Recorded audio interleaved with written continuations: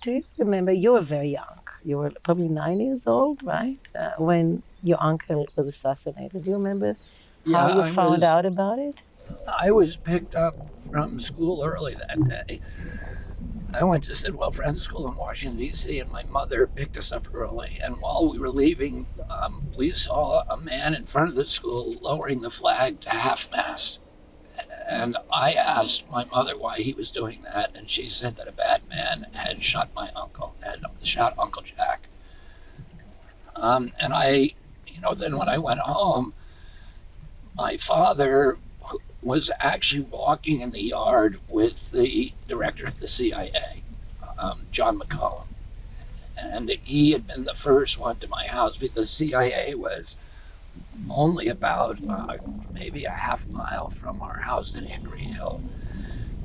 And the director came over every day and swam in our pool. And my father, he had appeared at our house. My father actually that day, the first call that he made was to the CIA, to the desk chief, and he asked him. He was in a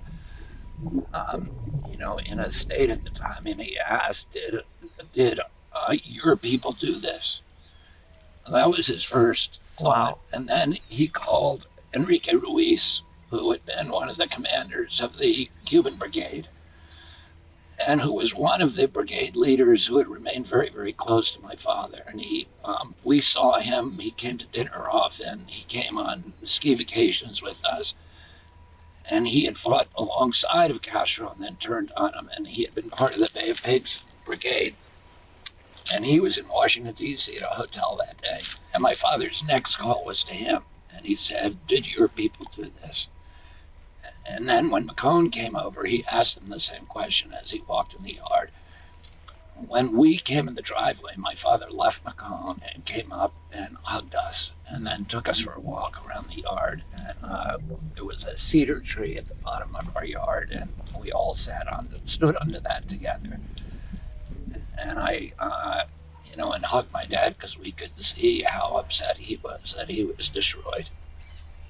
And it took him many, many months to recover. He walked around like a ghost for several months after that.